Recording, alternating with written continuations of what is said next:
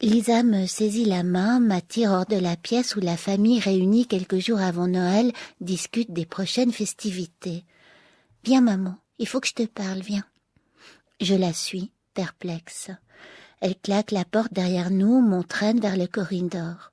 Là, elle m'immobilise dos au mur et me regardant droit dans les yeux, elle me demande « Tu me diras la vérité ?»« Mais de quoi tu parles, Lisa ?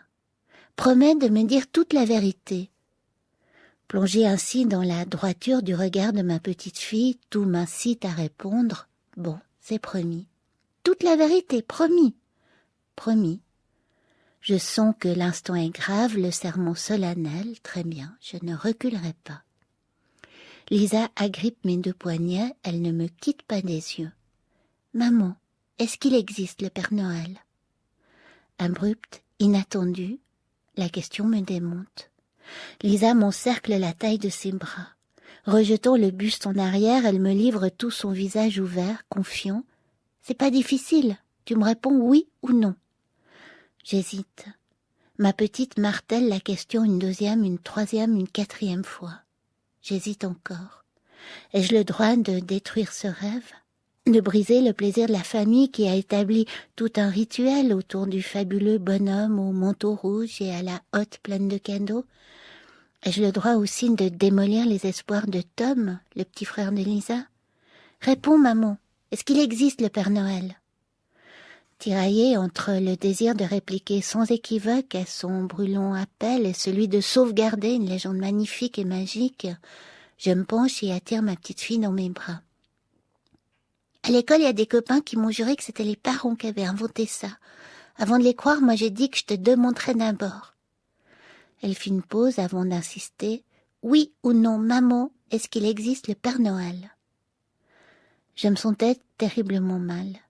Le regard de Lisa me bravait, me scrutait. Comment me dérober ? Je me penchais, la serrait contre moi, comme si nous étions toutes les deux sur le point de traverser ensemble un périlleux obstacle. Elle se dégagea, recula de quelques pas, et m'affrontant de nouveau, elle répéta « Alors, il existe ?» Je me baissai la tête et répondis lamentablement et en bégayant « Je sais pas, enfin... » Je crois, je sais pas vraiment, peut-être non, peut-être oui.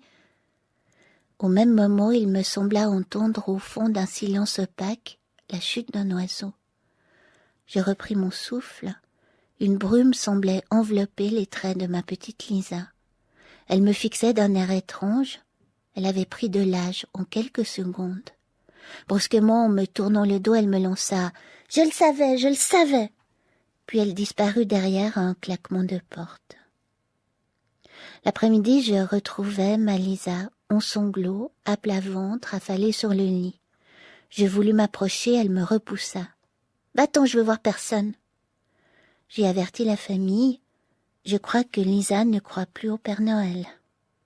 Il y eut un long silence, un silence triste. Le 24 décembre, peu avant minuit, je m'approche à pas silencieux de la chambre de mes enfants.